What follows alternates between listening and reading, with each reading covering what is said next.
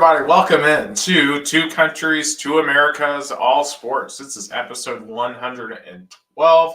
Gus and I are back in our normal habitats. I'm back in Chattanooga, Tennessee, United States. Nowhere near as warm as the west coast of Florida. And Gustavo, I'm assuming, is baking down in Americana, Sao Paulo, Brazil. Oh yeah, I am. It's really, really hot today. Right now in Americana. Right now, actually, it's raining, but it's in the 80 degrees. But tomorrow we're gonna be in the high 90s. So buckle up for a lot of heat in Americana, São Paulo, Brazil, and hopefully my parents are okay since they're gonna be some sort of a storm down in southwestern close to Central Florida, especially Oh, in the for sure. Sarasota County. Yeah, I mean, obviously, this time of year, it always seems to be crazy weather in the south. I mean, next week, they're talking about maybe snow, freezing rain, and 10-degree temperatures. So, Oh, in Tennessee. yeah, so I'm really going to be missing the beach then. But in any case, it is winter, it's January. I just have to put up with it for a couple of more weeks, and hopefully we'll be done with it. Yeah, here in Brazil, I just have to endure endure summer, endure the heat, and hopefully it's gonna get tied down by like March and April. But let's get to sports because that's a Yeah, sports podcast. absolutely. And we have a lot, excuse me, a lot to get into in the world of football because last night was the college football national championship, and for the second straight year in a row, and really honestly, if you want to, outside of maybe Georgia, Alabama to an extent 21, you can argue now for the past 6 years, 6 year in a row, where we've basically had a blowout in the national title game. Michigan dominated the Washington Huskies 34-13 to win their first national championship since 1997. In a game that, it was close in the second half, but I don't really think anyone ever truly thought Washington had a shot to win this football game. No, no, I definitely did not think Washington Huskies had a shot. Like when Michael Penix Jr. called two timeouts in the first quarter, I knew I knew it was done because no way in hell national team winner would do such a desperate attitude. Michigan was in total control of the game. Probably, I think I don't recall when exactly the game was, but and I but there was a moment that Washington had a momentum and lost. I think it was a throw that Michael Penix Jr. did, and his receiver had a big drop. Probably that was the moment that literally Washington lost the momentum. I'm Oh, of trying course, to. when Penix missed a wide open Rome Dunze, like that was a huge, huge moment. Yeah, Um, but really, you could tell from the opening jump that Penix never felt comfortable in the pocket. He had no shot in this game because they were always getting rid of the ball within like 3 seconds. And this team really was predicated on getting some deep shots and really protecting Penix, because Penix usually had a lot of time throughout the year, but that was just not the case this year. And with that, Washington just had no chance. I mean, they were, and also I think what also was disturbing to me is they had no backup running backs.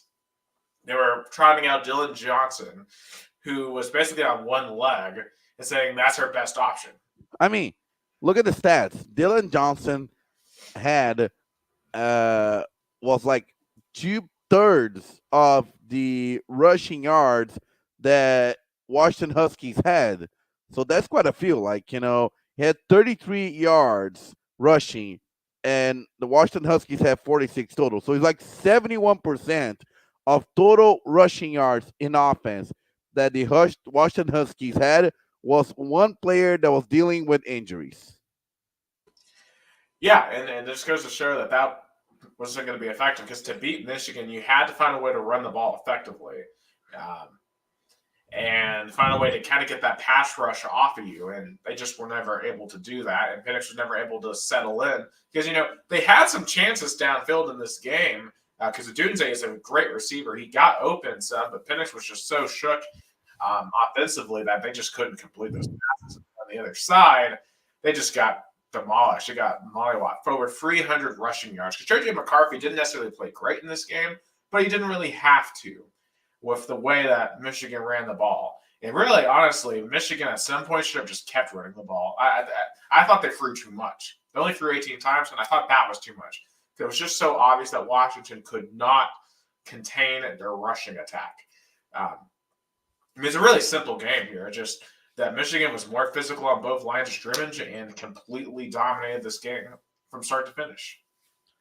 I think in the end, we have to admit that the Michigan Wolverines were the better team when they did not have their coach on the sideline by more than half of the games in the regular season, and still they were demolishing their opponents. That tells you that team was locked. All that controversy, all that NCAA and Big Ten punishment just serves as Nick Saban says, rat poison for Michigan. Michigan, I called it. They were the best team in the country, and they had more feel due to all the noise the outside noise. So very deserving title. Yeah, and my contention with Michigan all year was they didn't play a tough non-con schedule. Outside of two teams in the Big Ten, they didn't really play anyone great in the Big Ten. And my thought was, okay, we really haven't seen them against any great teams, but you have to tip their cap. They took out Alabama in the Rose Bowl, and they took out an undefeated Washington. And, I have to admit, they were the best team. Now, we were talking about this last night. I really wonder what would have happened if they played Georgia. Because Georgia probably was the team to beat Michigan, but at the end of the day, Georgia blew their chance. So, yeah, the SEC championship was indirect quarterfinal matchup, because the winner advanced to the semis. So I believe, that was the case. And shout out to my mom, Jeanette Tomazeli, that now Nicholas Hills knows in person, asking us how we are. We're okay. Hopefully you are too, Mom. And Nick, you're muted. well, she must be fine because she is on here commenting. So, but anyway, it's good to see you guys again. But I think beyond just the game itself, for Jim Harbaugh now, this elevates him in the pantheon of coaches because he's finally had a championship, college or NFL, and he has the college side now. And we have to wonder how this will affect his future because many are wondering, was this his final game at Michigan before heading back to the NFL? I mean, Colin Cowherd, one of the most predominant voices in sports journalism in America, did his opening monologue saying that it's time for Jim Harbaugh to play with the big boys, go to the big league, and leave Michigan to go to the back to the NFL. And there's so many openings right now. For example, one opening we're definitely going to talk about is the state of Tennessee football team opening, which is a considerable job. There's one in the state of Maryland. There's another one possibly in the state of Massachusetts, California. So he can go anywhere in the country he wants.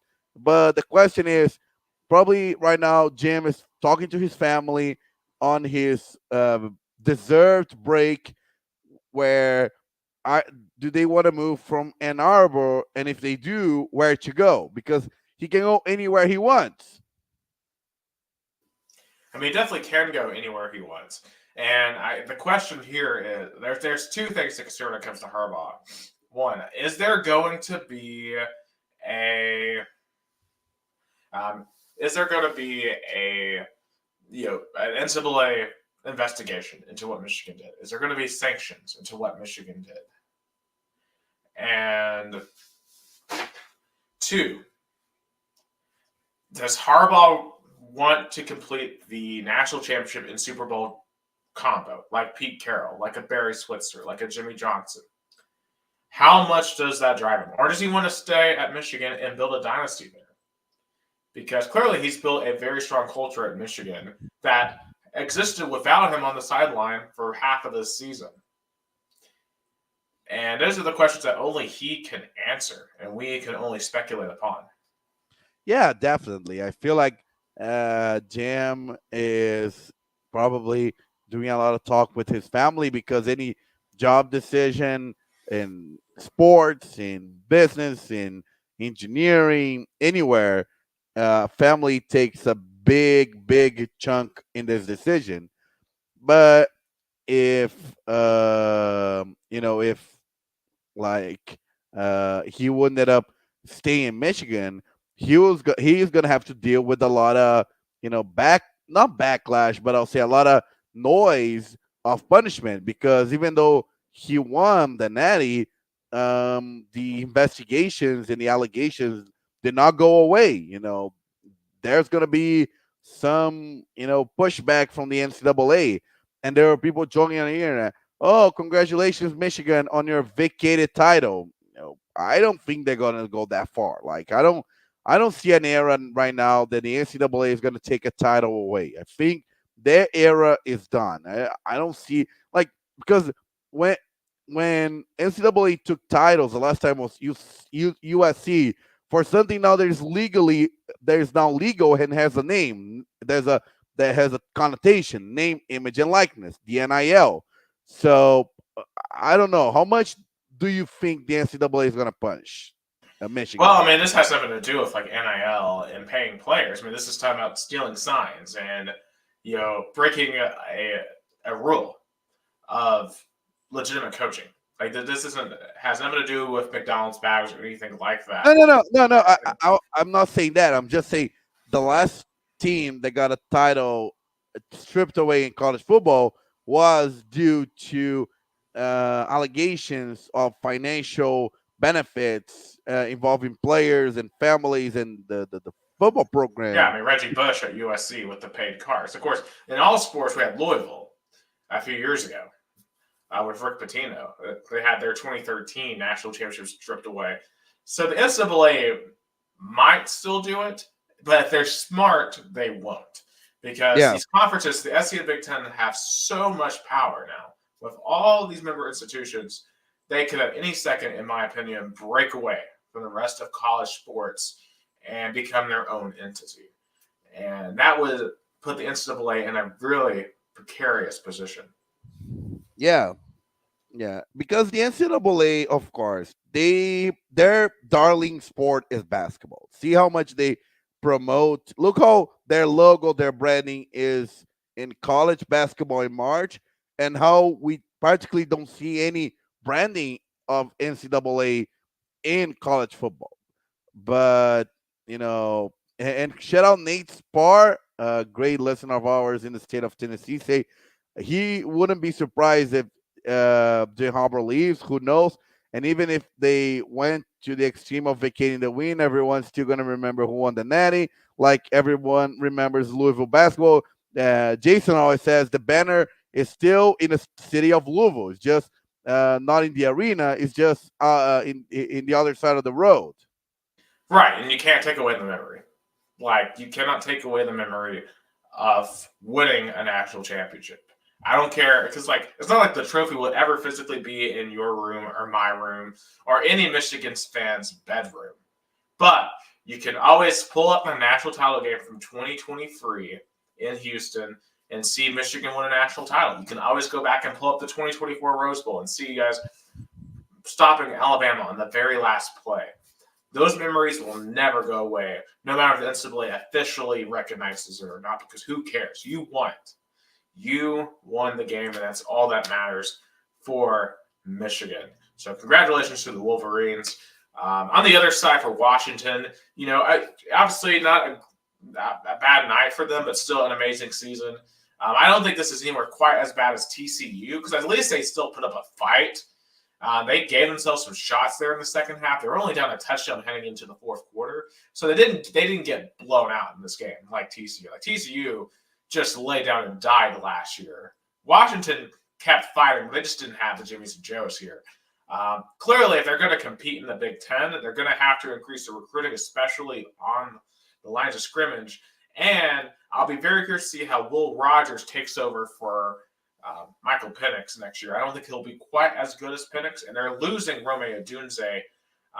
So I don't think that their outside is going to be nearly as good. So I don't expect them to get anywhere close to this again, because this, in a way, was kind of a Cinderella season for them. But Washington does have some football success. And I think if Kalen DeBoer can stay in Washington, I think they'll be back, especially in the 12-team playoffs, back in the playoffs at some point in the next few years. Oh yeah, I believe Washington Huskies are not going anywhere. Of course, when you lose talent like you mentioned, Michael Penix Jr. and Romeo Romeo Duzzi, of course it takes a toll in your program, but the head coach is just phenomenal. I mean, Oregon fans will never forget this season, losing not once but twice to the Washington Huskies. So I think the Yeah, Big Ten. pain for them. Yeah, I mean, you know what's funny? How embarrassing it felt that the Pac-12 Facebook page was promoting and celebrating this game. It's like, I mean, it's like when you like you're moving away and there's still like people, I don't know, asking you to stay. I don't know, like, doesn't it feel weird that the Pac-12 social media were like promoting a team that is leaving to another conference? I mean, they're all leaving outside of Washington and Oregon State. I mean, they're all leaving. So I guess you have two choices: either we just shut down as an organization, or we're going to try to go out on as high of a note as we possibly can, while we still got all these teams, and probably contractually they're probably obligated to promote those teams until they leave. Yeah, I guess that's true. I guess you like have that kind of, but it's, I mean, but definitely the Big Ten commissioner watch from any fancy booth and NRG Stadium, thinking about, oh boy, how delicious it is to have a current dynasty and emerging program both in my conference. Now I can go toe to toe to the Southeastern Conference. Yeah, and that's a huge, especially with what the SEC did with Texas and Oklahoma.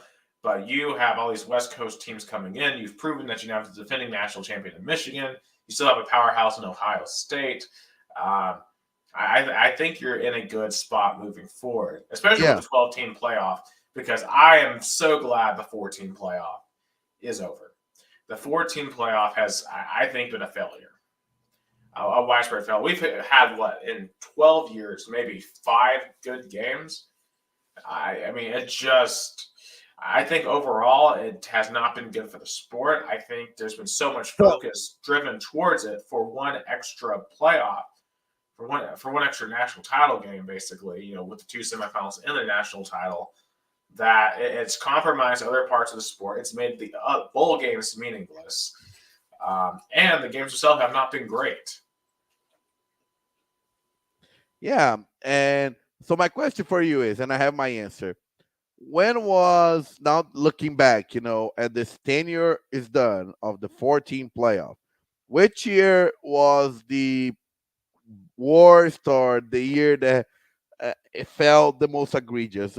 For me, it wasn't this year. It was still 2020 Ohio State getting in with playing 6 games and starting late this season, and Big Ten never got punished for or at least kind of pushback from starting late, and that was egregious that Ohio State was in, and that for me was show how the system had to change to a 12-team playoff. That right there was the example. Well, I mean, you look at last year, right? Like, it's unacceptable for the national title in 65-7. It's just unacceptable. Looking back for the pornography round, I look at stuff like Michigan State, Alabama. That was just a horrific game.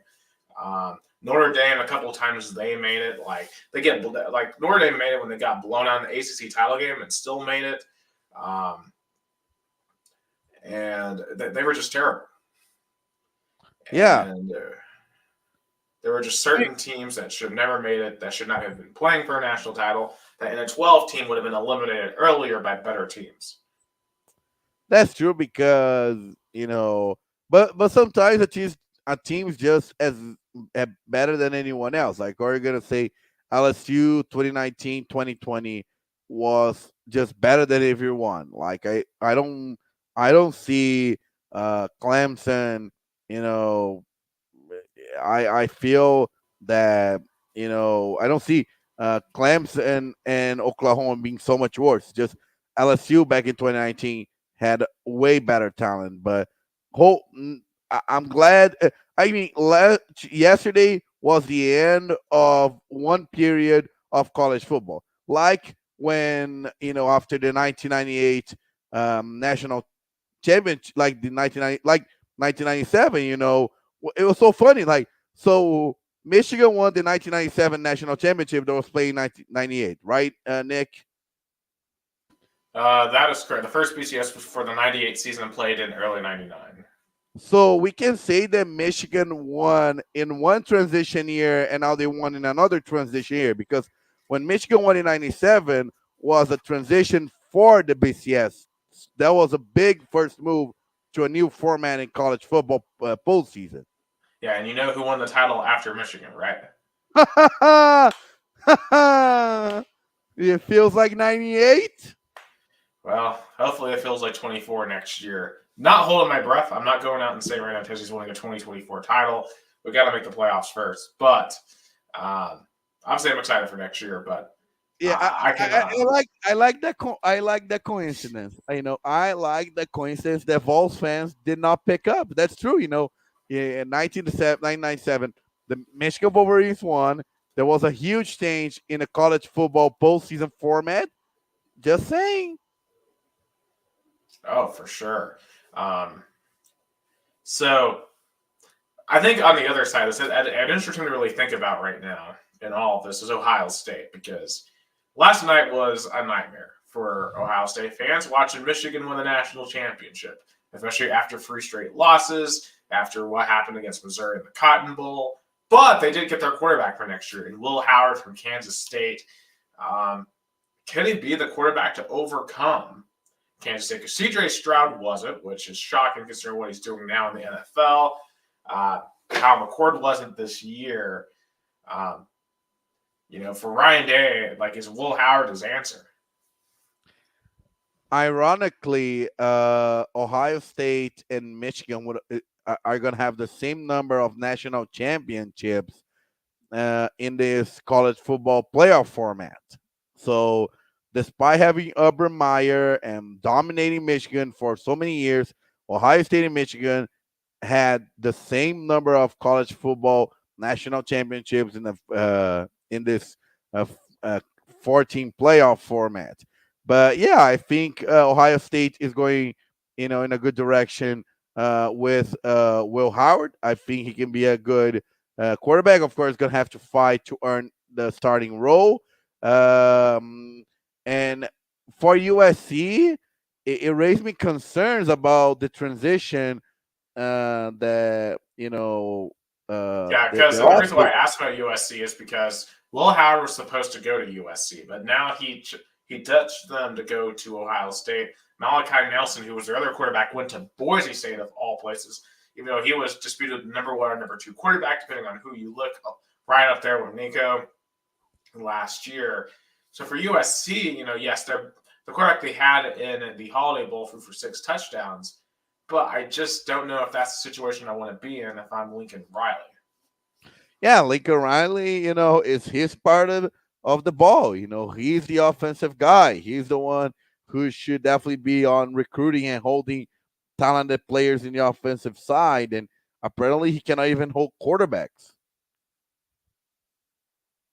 Oh yeah. It's because Will Howard seemed like a sure thing, and that's why you lost Malachi Nelson, and now you don't have Will Howard and you don't have Malachi Nelson. So, I mean, the the whole thing is just really weird. Also, another weird transfer is Kid Sean Jenkins, who left Ole Miss. And Ole Miss has been getting a ton of recruits in, but they lost a really big one here in Kid Sean Jenkins, who I believe actually might be going, at least at last check, might be going to, he actually just committed earlier today to Ohio State. So that's a huge pickup for Ohio State. And really for Ohio State, I think that if you want to beat Michigan, you're going to have to do it their own game. Because I think Ohio State, the criticism of them has been they're soft. They're really, really soft. But you're getting a star running back to, I think, counteract that. And Kid Sean Jenkins, I think, will be the best running back that Ohio State has had since Ezekiel Elliott. And I think that is huge. And the thing I will say about Ryan Day and Ohio State, look at Jim Harbaugh. A couple of years ago, people are wanting him gone, saying he can't beat Ohio State. He can never win the big game.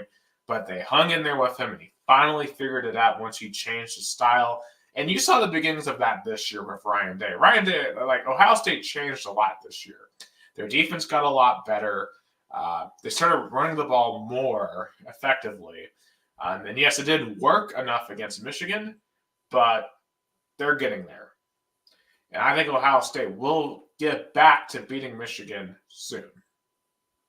Yeah, for sure. This rivalry.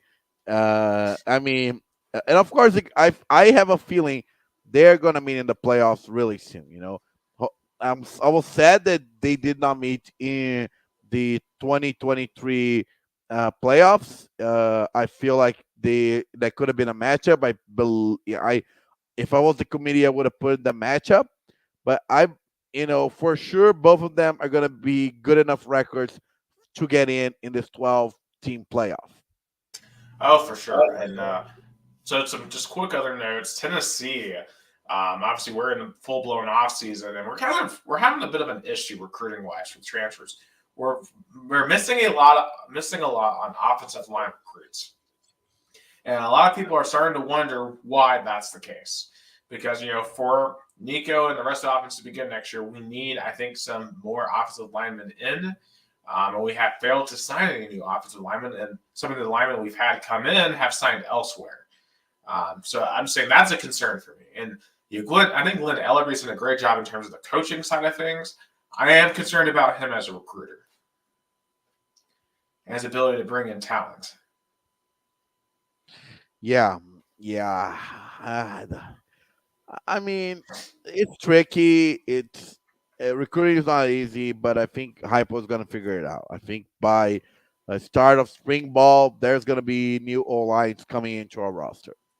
Oh, for sure. And the last college football note, which is a bit of a disappointment to me, there was no NCAA 25 trailer last night during the national championship game.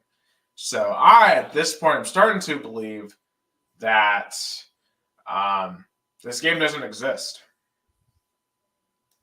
Hey, it's going to be one of those folk tales of our modern era that we're going to tell our kids that we believe of the college football video game, and there was never one. I can't believe we got a trailer of GTA 6 before NCAA 25. Yeah, but oh well. Yeah. Hopefully EA Sports shows us something soon. And shout out to South Dakota State, FCS national champions over Montana, 23-3. Yeah, Montana had a big opportunity. They went to the red zone, couldn't capitalize, and then South Dakota just controlled the game. Congratulations to the Jackrabbits, and also congratulations to my uncle's alma mater, the Grist, of making the national title game. Hopefully the Mocs can be there soon. Yeah, that would be amazing. I'm not holding my breath because definitely the Dakotas and Montana run the FCS. But, we'll see how North Dakota State returns. I mean, South Dakota State's won in back-to-back now. I know they're fuming in Fargo, to say the least. Oh, yeah, but one can dream. Imagine, Vols and the Mocs making the Natties next year. That would be amazing. And they start off this season next year in week 1 playing each other in Neyland Stadium. So that would be pretty big. But, we're going to wrap up college football there. And it's crazy because we are fully at the end of a college football season, Gus.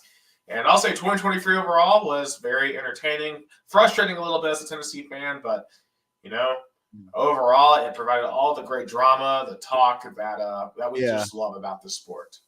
I mean, it'll be a season for a lifetime for me. I was privileged enough to witness a bowl game that I never did, and see my Tennessee Volunteers won a bowl game and win the Citrus Bowl, something they haven't done for a while. And I'm gonna start a petition that the this Tennessee Chattanooga game should be the Nick Hill Bowl. I'm gonna call it the Nick Hill Yes, the Bowl, Nick Hill and Nick Bowl. Nick Hill should be there. I'm calling right now. Nick Hill should be. I should get to do the halftime, the coin toss. Yes, you should. You should do the coin toss, and this should be the Nick Hill Bowl. This is the Nick Hill Bowl. Yeah, just hopefully it isn't close, to say the least. I love the mocks, but this shouldn't be close. But anyway, bon voyage, college football. We'll keep track of whatever happens over the off season. But we're heading into the doldrums. We'll see y'all in September. But there's other stuff to tie this over until then. And the big one for the next month, at least, is the National Football League, because we have reached the playoffs. And there's so much to talk about, both playoff and coaching. Let's start off with the games. So first and foremost, on Saturday night, one of the biggest games of the weekend, Texans-Colts. Texans go to Indianapolis and get a huge win, 23-17. And to me, the story of this game, Shane Steichen's decision to sideline Jonathan Taylor on a 4th and 1 and instead throw it with Gardner Minshew instead, that leads to a wide open drop in the flat, and Houston holds on to win. And then the next day, Jacksonville goes to Nashville and just totally lays an egg. Just a horrific game for the Jaguars. And they below the AFC South, they get eliminated, and the Houston Texans, with a rookie head coach, a rookie quarterback, a rookie star on defense, go from 3 wins to the division championship, which just one of the craziest turnarounds you'll ever see. Also, the Steelers are, you know, happy of this result because despite all the offensive drama, firing the OC, and all the average to below average quarterback, Mike Tomlin somehow got a winning record, and this time he got the team to the playoffs. That's still one of the most bizarre stories to me. But back to the AFC South drama. First of all, I get this coach decision. Sometimes you have to be bold. There were if the receiver caught the ball, everybody would have been praising this play. Would have been like, that was bold, that was aggressive. But when you make a mistake, when a player makes a mistake, the coach gets the heat. So I get why what the play was done, and I think people should be praised to be bold. Not, I get the criticism, but at the same time, we always want coaches to be bold and to be uh, think outside the box. And this was an outside the box decision that almost worked. It did almost work, and I get why they did it, but still, I think in that situation, you gotta stick with what's tried and true. And Jonathan Taylor was what was tried and true there. You can run it behind Quentin Nelson, and I think he could have gotten yard no problem. And I think you have to make sure you get those extra downs to do more creative stuff than to put your entire season on something creative. And we'll see as a rookie head coach and see if he learns from that and is better moving forward. But for the Texans, though, and think about this. If G.J. Stroud doesn't get hurt, they probably win this division by a game or two instead of winning it in kind of a tie scenario. I could not be more impressed with C.J. Stroud, with DeMeco Ryans. But at the same time, it's all on Jacksonville. We start this NFL season on our preseason talks how they should have been this was Jacksonville's season. They should have been the ones dominating the division, with now someone like, a little bit like I think season 3 for Trevor Lawrence. a Super Bowl winning head coach, and it just fell apart. They just fell apart. And Sunday was a prime example how Jacksonville did not deserve to be in the playoffs. Yeah, I mean, you can't go. You started off 8-3, and you can't go 1-5 down the stretch. They just completely disintegrated. I mean, their defense was terrible. I mean, they let Ryan Tannehill look like prime Ryan Tannehill out there. I mean, Derrick Henry has struggled to run all year with our offensive line, but he looked like vintage Derrick Henry on Sunday. Um, just, just unacceptable for the Jags. And before the season, we're like, if the Jags somehow don't win this division, it's a failure. And it was a failure. This season was a 100% failure. Trevor Lawrence looked awful. That, especially the interceptions that he threw. That interception he threw, like where he overthrew his receiver and he hit the defensive back like 5 yards behind him, like it wasn't even close. The last throw he had in the game wasn't even close. I mean, this dude, I do think partially it was injury that was the problem, but even then, like, he's got to be better than that. Like, for a first overall pick, for an alleged superstar in this league, which I don't think you can call him that right now. I don't know if you can even call him a star right now. I mean, he was terrible.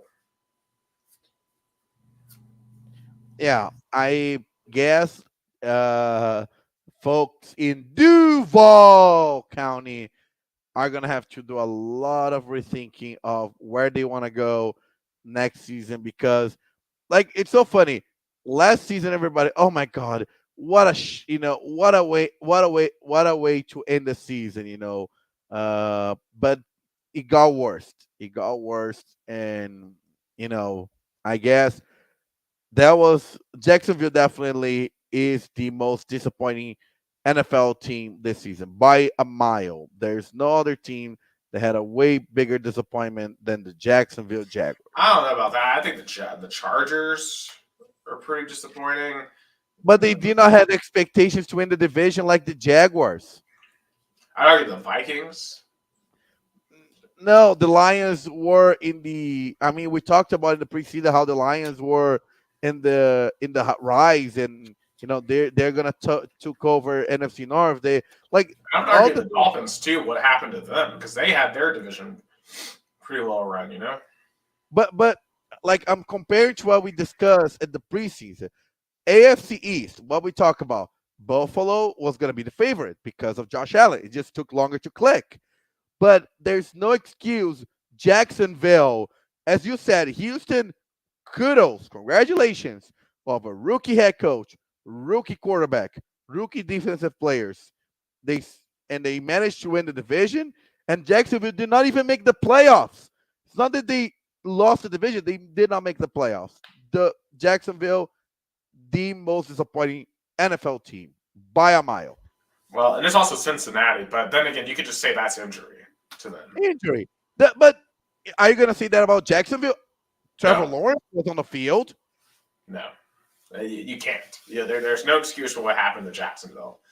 Um, Man, it's just going to be a long offseason in Duval. And by the way, I'll say the Titans fan, that's super funny that we knocked him out. It's revenge for what happened back in 2016. So love to see it. Congrats to the Texans. We'll talk about the Titans a little bit later on. Let's get through all the games first. NFC South real quick. The Bucks, terrible, but they won 9-0 against Carolina, but won the division. Well, gosh, what a horrible game! Jesus Christ! Like I felt bad that the Saints and the Falcons did not control their own destiny because that was the truly NFC South game. That god awful monstrosity down in Charlotte. Both teams should have been eliminated by how awful both played. And the Falcons and the Saints, at least they put up a great football matchup. Well, for the first half at least, it ended up 48-17 in New But Orleans. nevertheless, it was a great first half. I completely enjoy it. Finally, like at least Saints fans, those who were brave enough and faithful enough to go and believe in their team, left at least hopeful. They hope that this Derek Carr that played in Week 18 is going to be next season's Derek Carr. Because why he did that, that was peak what he did not in Vegas, but in Oakland. I don't know about that. I think the Saints have some organizational issues. As we saw at the end of that game, they kind of ran the trick of they ran the fake knee and touchdown at the end with Jameis Winston, and of course Arthur Smith lost his mind, and of course he ranted about it, then got fired a few hours later. But then, like Jameis Winston came out and said, "Oh yeah, the coach told us not to do that, but we did it anyway." I don't think it's a good sign when the players are overruling the coach for the Saints. I think the Saints need a new coach. Oh yeah, oh yeah, for sure. Like for Arthur Smith being fired, he didn't click as a head coach. Another example of a coordinator turning to a head coach did not work. And maybe do you think? I mean, we discussed that his success was in Nashville. Oh yeah, his success was there, but it was with a prime Derrick Henry, a prime Ryan Tannehill, and a really young and resurgent AJ Brown. You know, that's why he had success and a really good offensive line. In Atlanta, he could not get the ball to his playmakers. He couldn't get it to Bijan Robinson, couldn't get it to Kyle Pitts, couldn't get it to Drake London, and part of that was their quarterback situation was awful. Why was Desmond Ritter your choice a few years ago? Who ever thought Desmond Ritter would be a good NFL quarterback? No one. What was that decision? It doesn't make any sense. It didn't make sense then. It doesn't make sense now. And now Atlanta will 100% have to go get a new quarterback this offseason because you try to put your chips in with Desmond Ritter. Yeah, and but they're gonna have to figure out first who their new head coach is. But congratulations, Yeah. Tampa Bay Buccaneers, of doing the bare minimum and not blowing your sure division. I look at you, Jacksonville. So, Tampa, I think they're going to be the most underdog top seed, but in the history of the NFL. Hey, if you think about it, all three Florida teams had a chance to win their division. Only one of them did, and that's the Tampa Bay Buccaneers. Yeah, I gave them luck. I gave them luck. Yeah. I Speaking of another division winner here, the Dallas Cowboys, NFC East champions. They dominated Washington. Dak Prescott, I thought, looked phenomenal in that game. But I think the real story in the NFC East is Philadelphia. Holy cow! but can I say like you can go be, but I have a big reason that nobody's talking about why the Eagles are falling apart. But finish your thoughts. Sorry. Oh no, go ahead. Go ahead. So my thought is everybody in the beginning of the season was, praising the tush push. Oh my God. Tush push, what a play. Philadelphia Eagles, they should be rewarded for their awesome play. They should not be viewed as bad. But it's such a physical play and a style of team. It took a toll. It takes a toll when you primarily rely on your offense on a play that is such physical. Look what happens to Jalen Hurts. He got benched because he's probably so fatigued. Am I crazy? I don't know if I could agree. I don't think I can agree with that. I mean, that's just they only run that play a handful of times per game. And I think the real problems are their play calling is not great. They losing Stain Shiken has clearly put a hold on the Eagles' offense. They're not getting the ball downfield like they were last year. The running game is nowhere near as dominant like it was last year. The line isn't playing as well. Maybe it's a part of them aging. But of course, it could be partially tush push. But like for the offensive line, every play is physical, not just a tush push. I mean, I don't think you can blame that play for why the Eagles aren't playing well. Because the tush push is not making the defense give up 35 to Arizona or 31 to the New York Giants. Like, the tush push has nothing to do with the defense. Yeah, that's fair. I just say for me that's not the only reason, but for me a big reason why the offensive side is falling apart. But that's true. Like the defense has been really struggling in the last 2 weeks. The Eagles could not match up with eliminated teams. Everybody, they're gonna smooth sail, win easy, and get the division. And somehow, despite all the playing horribly outside of Fort Worth and Dallas, the Cowboys won the divisions. I mean, not primarily because of how good they played, but how bad the Eagles were in the final weeks of the NFL regular season. Right, but Dallas has been the better team in the NFC East for the last half of the season. And arguably, the Cowboys should have won that first matchup in Philadelphia. So I think Dallas 100% deserves to win the title this year. They're clearly the best team in that division. For Philadelphia, they are limping. At least for them, they're playing Tampa, another team that's kind of limping in as well. Of course, we'll get to playoff matchups here in a little while. Also, shout out to Jordan Love and the Green Bay Packers as well, getting the last NFC spot at number 7. And they're doing it while Aaron Rodgers is sitting at home with the New York Jets. And when you look at the last 3 Green Bay Packers quarterbacks, Jordan Love is the only one to get a playoff spot in his first year. I think it's huge, especially with how young Green Bay is.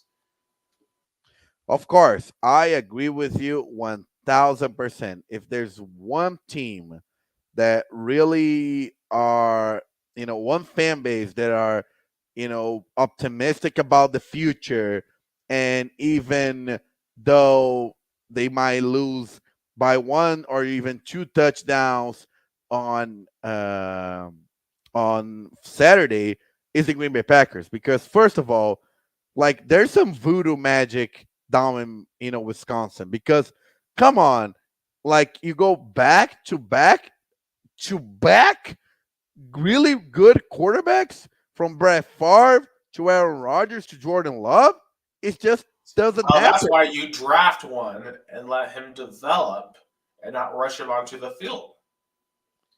I guess that's true. And you know, shout out to the Packers front office, because getting to that playoff were them kind of taking all the nagging that Aaron Rodgers did when they draft Jordan Love, despite having Aaron Rodgers in the building, and they were bold enough to be like, "We gonna take a quarterback, despite having a star quarterback that is aging rapidly." So I believe the Packers should be feeling Packers fans should be feeling optimistic. I'll tell you that. Oh, for sure, for sure. And I think you're kind of with free money heading into this postseason, because I don't think you have any expectations. I think you just go out and you let it ride. As for who they played, the Chicago Bears, they're in a very interesting offseason, because they're going to have the number 1 pick thanks to the Carolina Panthers. And the question for them is, should they keep Justin Fields and draft a quarterback with that number 1 pick? Or should they keep Justin Fields and perhaps trade the number 1 pick? What would you do? No, I would definitely trade Justin Fields and draft a new quarterback. The Justin Fields in Chicago just did not click. I think there's going to be a market for him, maybe Atlanta, because then Atlanta, if you think about it, what would be, you know, uh, what would be giving up more equity? The number 1 pick or Justin Fields? I think Atlanta will have to give way less to get Justin Fields, that are way better quarterback than Desmond Riddick.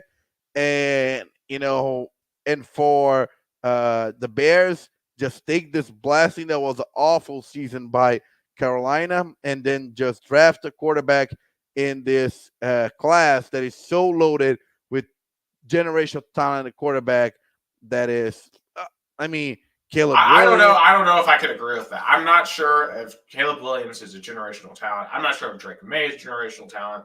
I'm not quite sure if Drake Daniels is one. Now, I think they could be good NFL quarterbacks. But here's the thing. I think Justin Fields got better this year.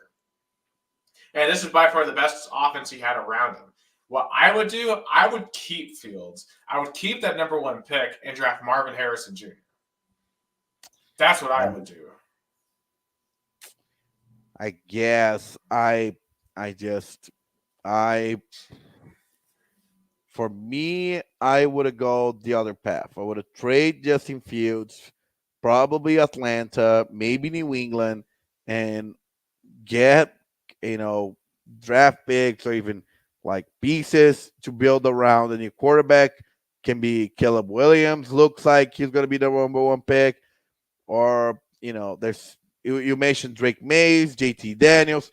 I mean, even Michael Penix Jr. Why not? I'm just saying. There's good quarterbacks in this. You know, No, you cannot draft Penix with the first overall pick. Like the only acceptable answers are those first three. Um, but even then, if I'm the Bears, the best case scenario is probably trading away that number one pick and keeping Fields, because someone's going to be desperate to get up there and get that number one spot for a quarterback, and I would do that rather than trading away Justin Fields. I mean, that's fair, but I guess the Bears are going to be the talk of this draft, the talk of this, like after the Super Bowl from like March until the NFL draft, the Bears speculations are going to run high. Oh, yeah, definitely. The Chicago fans will have a fun offseason because they also have the number 9 pick as well. In the last division that was determined, the Buffalo Bills, we kind of alluded to them earlier. What a comeback. They were 6-6 at one point, won their last 5 games, including a critical game in Miami Sunday night. Not the prettiest game. Josh Allen had, I think, a terrible game. I mean, he made some stupid decisions in that game. And they had just some stupid play calls. Like that 4th and 2 in the first quarter where Stephon Diggs was in the backfield pass blocking, and they were throwing it down the field. Like, what are they doing? Why is Stephon Diggs not down the field being a receiver? But in any case, Tua Tagovailoa was worse. Yeah, I guess Sean McDermott is just lucky that the division is not as good as probably was in the past, and and Josh Allen just bailing him out over and over again.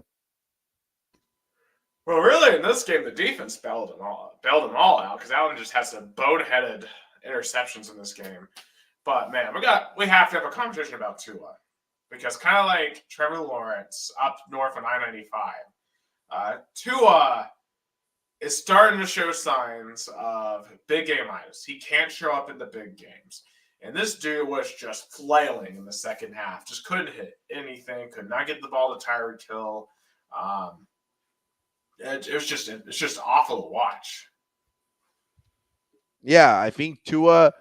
I mean, if you have the opinion that Caleb Williams, Drake May, even like let's say Caleb Williams is not a generational talent, I never saw Tua had this big talent. I think there's people probably in the Dolphins front office that still regret taking him instead of Justin Herbert. If you remember, that was a big pushback that Brian Flores had. So Tua doesn't look like a big game quarterback. Absolutely, but he does have a chance in the playoffs now to completely change that. Let's get into the playoffs. All right, let's get into some of those matchups. So as we see on here on the full screen, the Ravens and the 49ers have the week off. They will get to watch the shenanigans from home as the 1 seeds. But the fun starts below them. So I believe the very first game of the weekend is going to be Cleveland at Houston. It's the 5-4 game. I want to take these one at a time. And we can pick them one at a time, too. Yeah. Browns, Texans. What do you kind of see when you think of this game? Of course, the Browns won this game pretty convincingly a few weeks ago in Houston, but there was no C.J. Stroud in that game. There will be C.J. Stroud in this game. Yeah, and the Browns rested all their players, and the Houston had to play, with all their players they could have. So I'm gonna pick the Browns. I think the Browns are rested. They have an experienced quarterback compared to a rookie quarterback, and in those moments, experience matter. So I take the Browns. Oh, for sure. And I think, this will be a very close game, but that experience show. Sorry about that. Bless you. Bless you. Thank you. But I think that Joe Flacco will find a way to get it done here. And I think Cleveland's defense is super underrated. Watch out for Cleveland's defense in this playoffs. I think they could cause some havoc, just to say the least. I do like Cleveland, which would be ironic since it wouldn't be Deshaun Watson being in Houston. It's Joe Flacco being in Houston. I think it'll be a great atmosphere. Yeah, I wonder if he's gonna show up, Deshaun Watson, because this is the Deshaun Watson Bowl without him on the field. Oh, yes.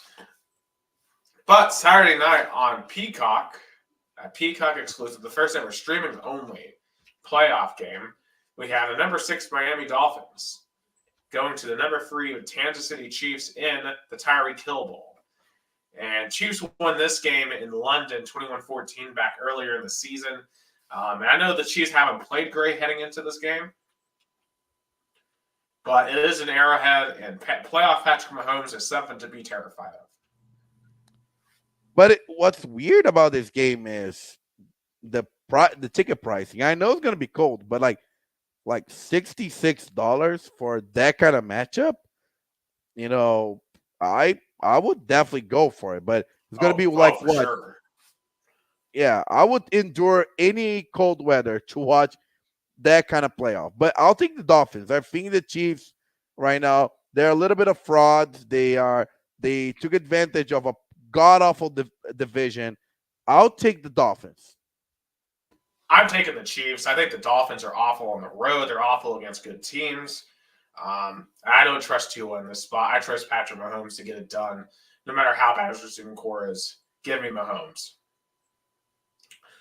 All right, so early, 1 o'clock on CBS and Brazilian. CBS. Here, and here is 3 p.m. Brazilian ESPN. We go to Western New York, where the Pittsburgh Steelers, how did they make the playoffs? With Mason Rudolph at quarterback, going to number 2 Bills, I don't think this will be close. I think this will be a blowout. Unless Josh Allen does his similar shenanigans. And if he goes out there and turns to a turnover machine, like he is prone to, don't be surprised if the Steelers keep this thing close. Because I think this will either be a blowout or it's going to be excruciating for the Bills. I tend to lean towards blowout. I think the Bills will take care of business. And Mason Rudolph will have to take extra care of the ball here. So now the line right now is Buffalo -10. I'll take the under. That's it. But who do you think wins? The Bills.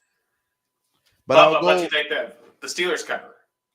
Yeah, the Steelers cover. I think it's going to be a 1 possession game, all game.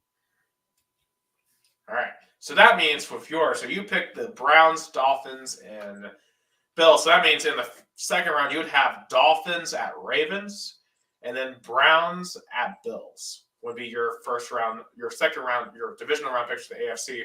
For me, I have the Browns at the Ravens, and then Chiefs at Bills. Oh, 2 great matchups. 2 amazing. Which is the matchup I really want to see, Chiefs at Bills. But we got to see that happen first before we can really talk about it. Now that we got the AFC out of the way. Yeah, let's go over to the NFC because Sunday afternoon in Arlington, the Packers, the 7th seed, youngest team in the NFL, face a familiar foe in the playoffs. The number 2 Dallas Cowboys, a team that when they probably see that big letter G, probably brings all sorts of PTSD. We think about the field goal, think about the Des catch it or not. Dallas has some demons to exercise in this playoff, but I think they'll get it done here. They're undefeated at home this year. Green Bay doesn't have a particularly great defense. I think Dak will play well, and while I think it could be close, I think the Cowboys will get it done. Yeah, give me the Browns. Give me the Cowboys. In terms of, I think they don't cover the line. I think it's going to be a 1 possession game. It says -7.5. I'll take -7. But the Cowboys, as you said, is undefeated at home. I don't see them losing right now. But all the pressures on Cowboys. Packers have nothing to lose. That's one thing that is key for the Green Bay Packers is they have nothing to lose. The Packers fans are not going to be mad if they lose. They are not going to be holding protests or anything. They are happy what they accomplished so far. So that's the thing. It's like they have nothing to lose. I absolutely agree with that. And if the Cowboys lose this game, McCarthy probably should be fired. I'll go on record and say that Yeah. right now. McCarthy should be fired if they lose this game. But in any case, lots of pressure on the Cowboys. Lots of pressure, too, on Sunday night in Detroit because for the first time in 3 decades, Detroit is hosting a playoff game, but against none other than Matthew Stafford and the Los Angeles Rams. I mean, how big of a moment is this for the Detroit Lions? This just feels like this is the biggest moment maybe in their franchise's history since like the 50s.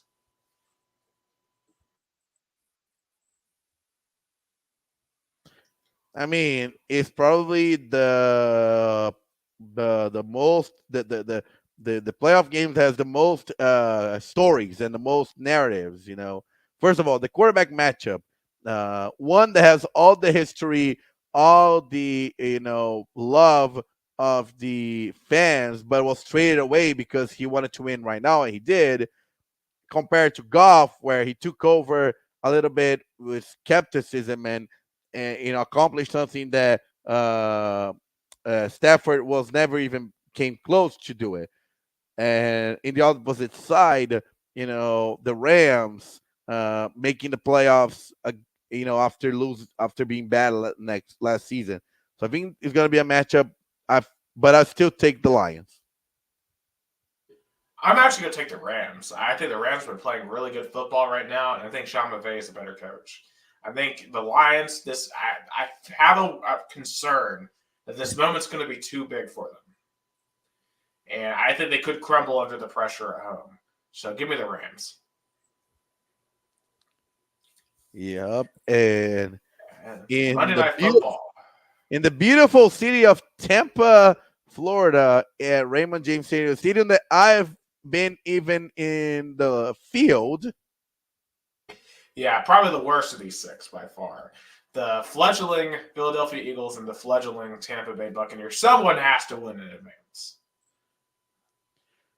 I guess even though they are falling apart, they have better talent overall and better quarterbacks. So give me the Philadelphia Eagles. I'll be honest, give me Tampa. I just Philadelphia is just I think so bad right now that I think even Tampa can beat them. I mean, Tampa beat them a couple of years ago, right? When they had a playoff matchup between the two with Yes. Nick Sirianni and Jalen Hurts.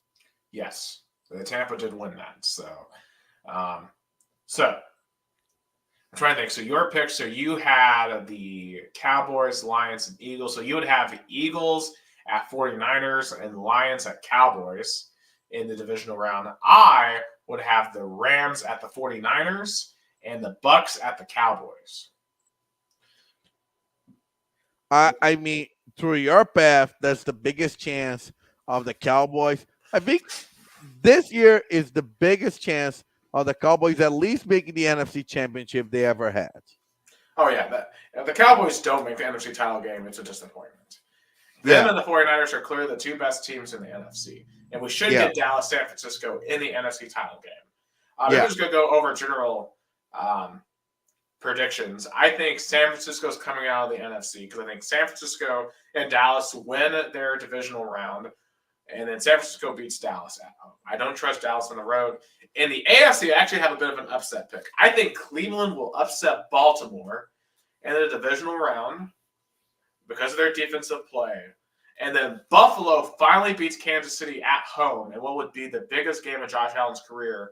Cleveland goes to Buffalo for the AFC title game, and Buffalo finally makes the Super Bowl again, beating Cleveland in your final. And your Super Bowl is Buffalo, San Francisco, with the Niners winning it all. And another Bills disappointment in the Super Bowl. That's cruel. I'm gonna That save is. mine for next week. I still want to see how the wild card plays out. That's fair enough, but my at least pre-playoff prediction is San Francisco and Buffalo for the Super Bowl. But in any case, we have some firings to get to. And we already talked a bit about Arthur Smith. There's Ron Rivera in Washington. I don't think that's a big surprise. I think he's had a really good career at Carolina and has a division championship in Washington, but it's just clear with the new ownership that Washington's ready to reboot, to start completely over. Oh yeah, for sure. And like Colin Cowherd had an interesting theory. Jim Harbaugh can really easy fit because imagine for the Harbaugh family having both sons living in the same state practically. Oh yeah, oh yeah, that would be a very convenient fit. I also have heard rumblings of like Belichick in Washington. That would be a pretty interesting fit. Of course, Belichick at this point is still with the Patriots. Um, How? my, How? because he God, has 6 Super Bowl rings. That's why. but those were in the last decade. What did he accomplish in this decade? And we're almost in the middle of this decade. What did he Oh, that's accomplish? fair. I mean, one wild card appearance where he got blown to smithereens. Yeah, yeah, that's it. Yeah. I Um, guess two, if we count it, was like 2019, 2020 season, both eliminations in humiliation faction in the wild card. So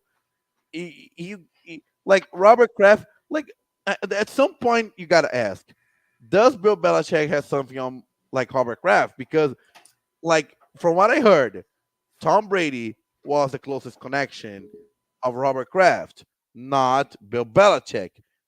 But in the end, uh, you know, he chose to stay with Bill and not support Tom because if after that loss against the Titans, um, Kraft would have been like, "Okay, Tom, we're gonna fire Bill and we're gonna get an offensive coach." He would have stayed in New England, but he made his choice. So I think now it's time to cut the cord, or I'm gonna think Bill Belichick has something on Robert Kraft. I think Brady was gone no matter what, personally. Um, for Belichick, I mean, it's definitely time for him to go. But for Robert Kraft, I could understand, like, this is the best coach I'll ever have. There's no reason for me to get rid of him. Um, like, in his mind. I'm talking about his mind. Now, from our mind, yeah. Clearly, the Patriots way is stale. Uh, they need a new path. But it is it's going to be a difficult decision for the Pats, and I understand that that you don't want to let a legend go, but sometimes you have to. Sometimes you have to make a tough decision, and my organization might know a thing or two about a tough decision because Tennessee Titans have parted ways with Mike Vrabel, which is crazy to say because this dude has been coaching the Titans since 2017. Ever since I started college, he's been the head coach Yeah, of he the Tennessee replaced Mark Titans. Mularkey. I'll never forget that. Mike Mularkey. Yeah, and he was malarkey, that's for sure. And I'll just say this about Vrabel. I appreciate what he's done for Tennessee. I mean, he's been one of the best coaches in franchise history. Took us to the AFC title game in a year where we started off 2-4. Had just the time period from 2019 to 2021, I'll never forget it. It was a great run. But at the end of the day, we came up short. And obviously, that Cincinnati game spelled the writing on the wall. That was the doomsday. If we win that game, I don't think today is happening. But it is because we Yeah, lost to Cincinnati 2 years ago. that And that game that game set back the Tennessee Titans for a long time. it did. And as tough as this decision is, it had to happen. I mean, the offense this year was abysmal. We need some new ideas on offense. And is it going to force that? I hope we go out and get an offensive coach who can develop Will Levis, who is going to prioritize fixing this offensive line, which has been a disaster. Um, in terms of guys, I want obviously Jim Harbaugh is the home run, right? Like you want, I think every NFL fan base is thinking of Jim Harbaugh. Um, I don't think that's particularly likely. So after that, I think that you want to look at like the Dolphins OC, maybe the Lions OC. Of course, you see Adam Armstrong, our owner, saying earlier today I spoke with Mike Vrabel and told him about my decision to make a change of head coach. I appreciate Mike's contributions to the Tennessee Titans both off and on the field. We wish Mike, Jen, and the Vrabel family nothing but the best in the future. I'll say this, Vrabel, I don't think is done as the head coach. I think he has a good shot at maybe going to the Patriots or one of these other openings. He will be a head coach next year somewhere.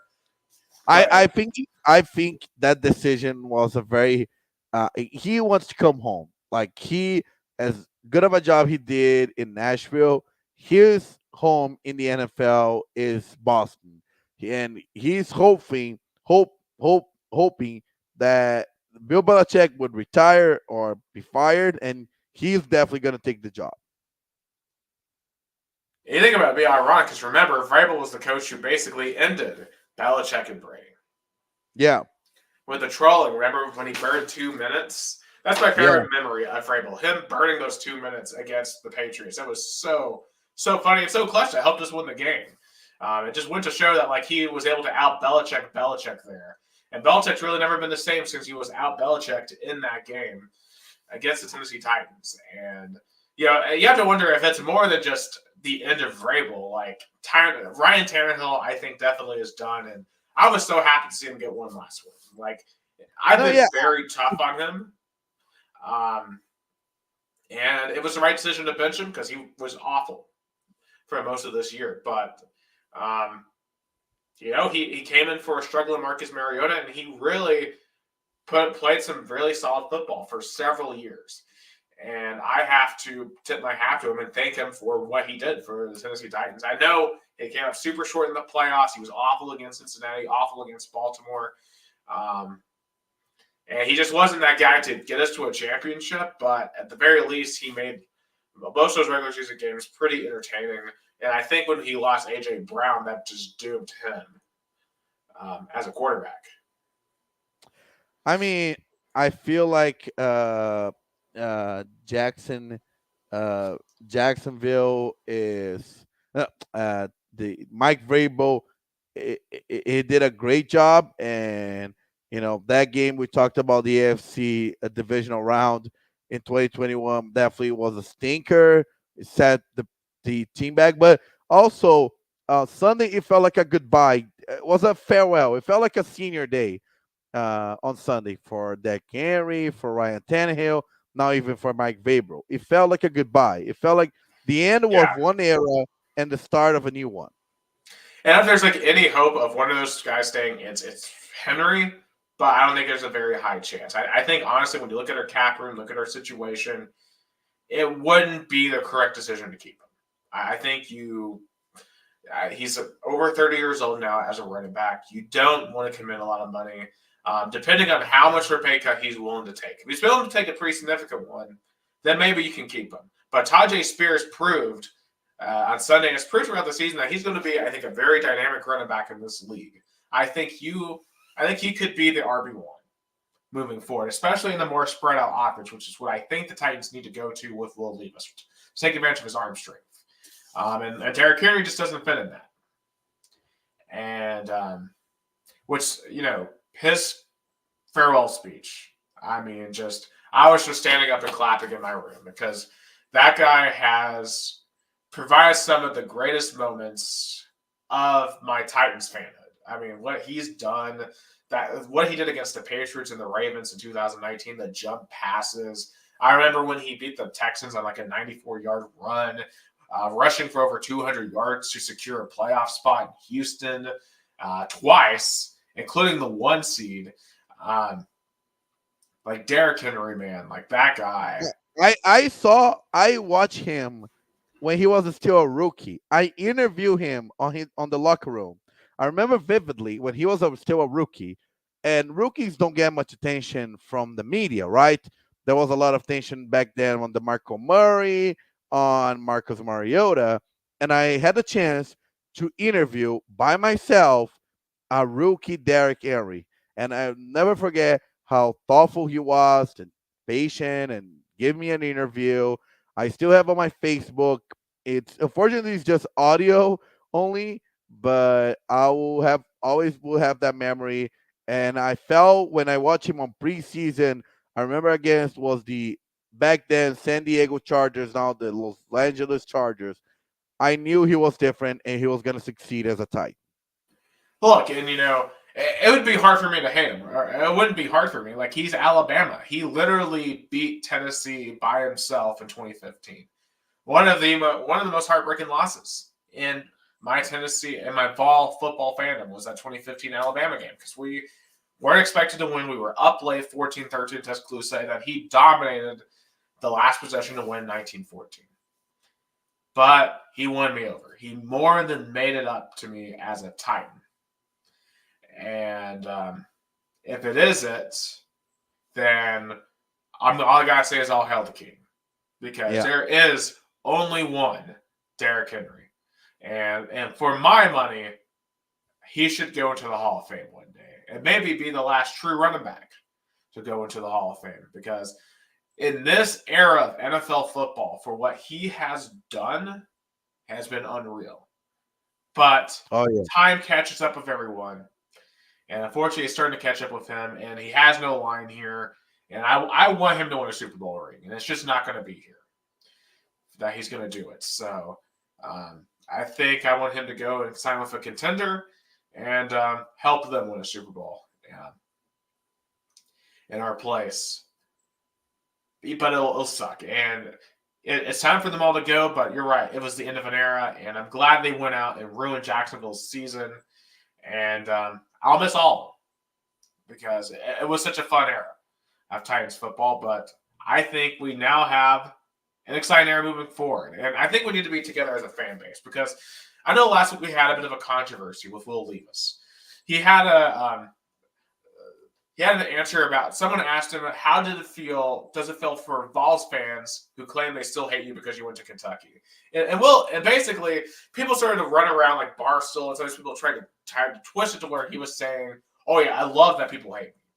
But when you actually watch the interview, he was just saying that jokingly. It was like, well, I understand, because I understand how important college football is, but I hope at the end of the day they come back behind and support me as a Titan. And that's where I'm at Will Levis. Because I'll admit, I hated the pick. I hated when we drafted Will Levis, because I'm like, I saw him play for Kentucky. I thought he sucked. But I rather wanted Hendon Hooker. And maybe that was still the wrong decision for Tennessee. But I think Will Levis has shown me enough this year that I want to see him develop. And hopefully with this new coach that we're going to get, hopefully an offensive guy who's going to spread it out and really take advantage of his skill set. Maybe, Will Levis can become that guy here. And just like how I've grown to adore Derrick Henry, even though he went to Alabama, I can grow to adore Will Levis, even though he went to Kentucky. I'm not at a door stage yet with him, obviously, but hey, Atlanta, Miami, two examples where I thought he played phenomenal. And certain rookies didn't have those moments this year. Let's look at Bryce Young. Bryce Young didn't have any adore me moments. Obviously, CJ Stroud had all the adore me moments. But, Will Levis, if we're arguing semantics here, Will Levis had the second best season of any rookie quarterback this year in the league. Anthony Richardson, you can't really hold it against him. He got injured. But in terms of what he was able to play, I think Will Levis had the second best year of any rookie quarterback. So I'm still excited for the future, and I'm not going to not root for him because he went to Kentucky. Yeah, I think he shows signs he can be a reliable quarterback compared to like Malik Willis that had never shown through that. But again, Malik Willis shouldn't even be on the roster next year. Yeah. So again, my thought is there's gonna be a new era for Tennessee Titans coming 2024-2025 season. Hey, and maybe we'll start in Brazil. Maybe. But we'll see. Oh yeah. Yeah, there's a big chance. There's a big chance because I want to get this briefly. So the Miami Dolphins released their opponents for next season, and the Titans were one of them. The Titans were one of them. I'm just trying to find the Miami Dolphins one because one of those Miami Dolphins opponents are gonna be playing here in Brazil. So it's gonna be either the Texans, the Colts, Rams, the Tennessee. Oh no, sorry. So it's gonna be either the Buffalo Bills, Patriots, Jets, Jaguars, Tennessee Titans, Arizona Cardinals, San Francisco 49ers, and the Raiders. So I think the league it feels like Jacksonville Jaguars because they play a lot of games internationally, and I personally think Patriots. they're going to go with like the Rams. No, I I think don't they go see with a the. West Coast team because the thing with Jacksonville is they're London. I don't think Jacksonville's going to try. I think the Jaguars would mutiny if they had to play an additional international game outside of London. Yeah, but the West Coast gonna have to travel way further.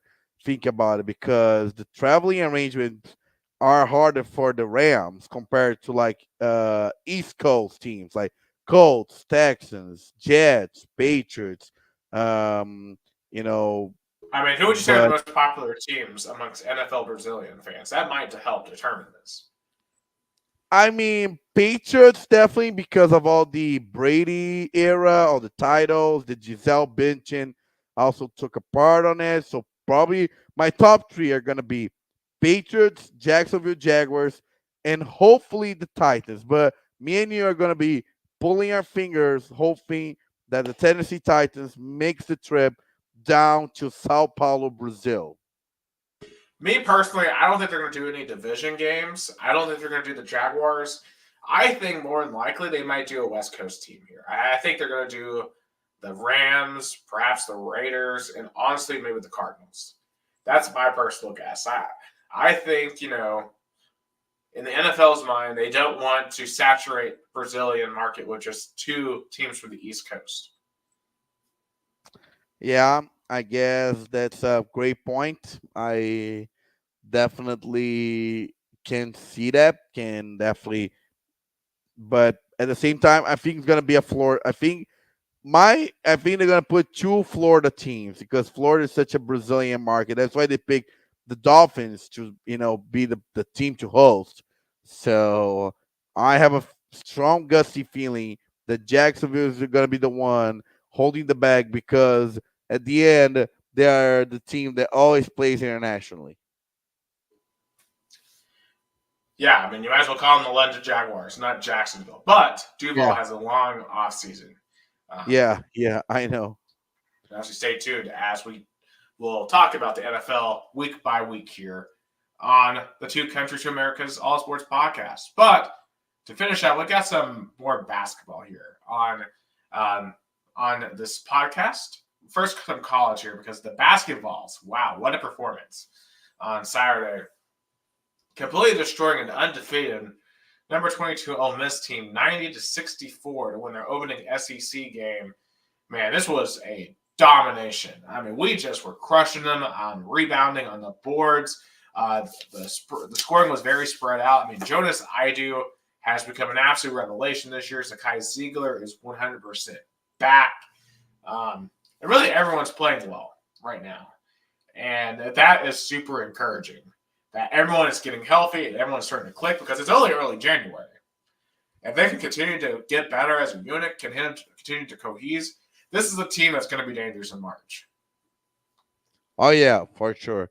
I think the balls are starting to click, but again, we saw that movie over and over again. So hopefully they'll find a rhythm so they can really click in the month of March. I don't know. This team might be better. Might be the best one that Barnes has ever had. This feels like the team that's going to be like, okay, this is going to be the team that will make or break the Barnes era. Like, it just what it feels like to me. Um, I mean, they are just as good, if not better, than the 2018-19 team. They surely have a much better defense than that team. Yeah. Again, we're gonna have to see in March, and hopefully they'll have some good wins in the SEC. And it was funny about that win. Remember when we were watching that SEC like commentaries talk about that matchup and how they saw Ole Miss being the favorite?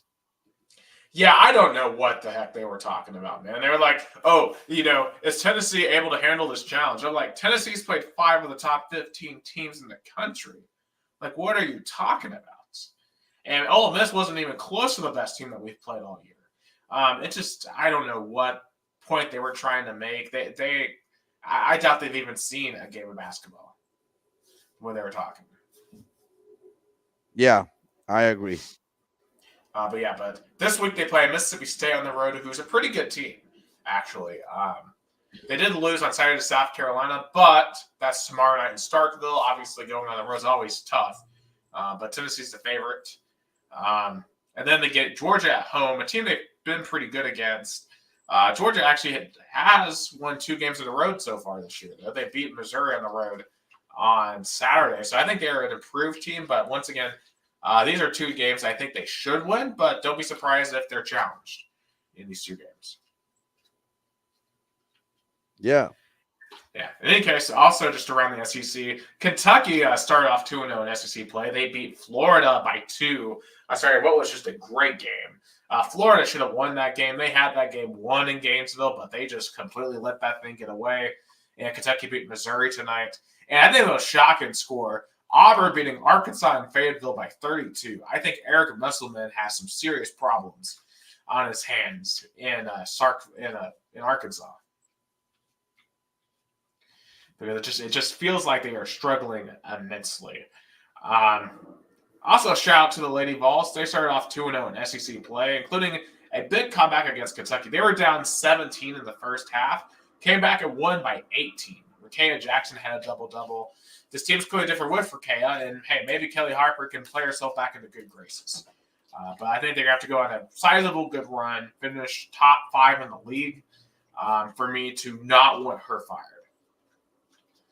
Because the Lady Vols without Rakea Jackson were terrible. Yeah, it shows signs of progress, but there's a long way to go. Absolutely. And then some NBA notes. Unfortunately here, John Morant, who'd come off a 25-game suspension, was playing great. He tore his shoulder labrum during practice the other day, and he's out for the year. Just a brutal injury. Because it just felt like that Memphis was going to have something this year with him. And now Memphis' season's basically done. Yeah, sad for him. Hopefully he can stay out of trouble during this difficult time. Absolutely. And for Indiana, they had a scary situation with Tyrese Halliburton, who has been their best player. He suffered a left hamstring injury, but he's going to be out for at least 2 weeks. So they should get him back, which is good for Indiana, because their team isn't the same without him either. But clearly the big story, Memphis losing John Morant. And a quick hockey note, Connor Bedard got injured for the Chicago Blackhawks. He's been phenomenal this year in his rookie season, but he had a fractured jaw. So we don't know how long he's going to be out, but he could be out for a while. And as he was placed in injured reserve. So, yeah, that's all the American sports we have for now. What's going on in Brazil? Yeah, Brazil, we're still in preseason mode in all pro leagues. As we guys know, I'm a PR director of Rio Broncos, so I'm watching them practice every day and get ready for the season that starts on January 27. The Brazilian free agents has a bit of a slow. I mean, the biggest signing was Caio Paulista from São Paulo to Palmeiras. I'm going to be able to see Palmeiras actually on Thursday as they play a practice game against Rio Branco. Abel Ferreira will not be coaching. He still enjoy an extra week vacation. But still Palmeiras, the current dynasty in Brazilian soccer, back-to-back national champions, 3 times Libertadores champions. Still going to be a way, way big challenge for Rio Branco. But I told the fans, Rio Branco fans, don't take anything from this game. If Rio Branco loses 5-0 or win 5-0, if they win, pump the brakes. If they lose, it's not the end of the world. It's a practice That's game. Exactly what I would expect a public relations director to say. Yes. So pump the brakes. It's funny the reaction of Rio Branco fans. They were like, we want this game to be open for the fans. We want to go get 4 buses with fans to go watch this game, but this game's going to be closed to the fans and the media. Only people like myself that work for the team at PR will be able to watch. And it's going to be an interesting challenge for Rio Branco and Palmeiras as well, because that's going to be Palmeiras' first practice game to practice for the 2024 season that starts in about 10-ish days. I'll say more like 12 days when they have the week one of the Paulista Town. But the big story right now is the little, as we call here in Brazil, the little cup, the Copinha, the I nicknamed the Brazilian March Madness because, like March Madness, is the biggest tournament and the most important tournament for young youth people, like college age people here in Brazil. All the big brands are doing good. Corinthians play a little bit bad, but they play with reserves and got into the playoffs. Tie 0-0 to Marília. They also got in. Sao Paulo struggling, but they advanced. They were down 2-0 by a team Carajás, but they were able to win 3-2, and that win was crucial. São Paulo's in, Corinthians in, Palmeiras cruising again. They're already in as well. Santos, so all the big four of São Paulo, they're in to the second round. Now the playoff rounds start for the Little Cup. The big brands of Rio, Flamengo, uh, Flamengo, I believe they're qualified for the next round. Basically, Vasco da Gama, they're gonna have to play. Basically, they're pretty much in as well. Fluminense, they are in. So all the big brands are in. So probably by the next round we'll be able to see better matchups because right now, I mean, like March Madness, the first round is a lot of teams that we don't know much about it. The host cities that fans get excited to see big, like for example, a lot of those cities will never like for example, São Carlos, the team Grêmio São Carlos, the same division of Rio Branco. They played against and they defeated Fluminense today. In the pros, they'll be unimaginable. Grêmio São Carlense play Fluminense. So it's like in college. That's why I compare college basketball to even college football. Some matchups that we see in college basketball, we would even think about in college football. That's why Copinha, like March Madness, it's so entertaining. Yeah, definitely. Yeah, it sounds like a great opportunity for young players, and I'm excited to see who wins it. Yeah, Palmeiras is they won back-to-back years. Of course, most of that was Hendrick talent, but he's not playing with that category anymore. He's way above that. But Palmeiras is still one of the favorites. Corinthians, I don't know. They are struggling the last couple of years in their academy. But like college basketball, it's a great opportunity to showcase young talent in the Brazilian soccer, and that's the key. Of course, all the teams want to be the champions, but the most important is to reveal good talent to be used in the pros. That's what, for me, it matters. But yeah, basically it. And I'm excited on Thursday to see my beloved Rio Branco play Palmeiras. Sadly, it's not a real game like they were in the 90s, in the 2000s, where Rio Branco destroyed Palmeiras in 2005 and 2000. Sadly, but I mean, at least we get to play them, but it's going to be a practice game. Yeah, which just means there should be no pressure. Just go out there and play and have fun. I mean, right? You're playing. You're one of the best teams in the entire country. For a smaller team like Rio Bronco, that's an important experience to have. Yes, I definitely am excited for that. But that's it for this 112 episode back in our headquarters. Me in Yep, Americana, you in Chattanooga. exactly. Very different climates right now, but hey, that's the beauty of Two Countries, Two Americas, All Sports. The only sports podcast talks about both American and Brazilian sports. Have a great night.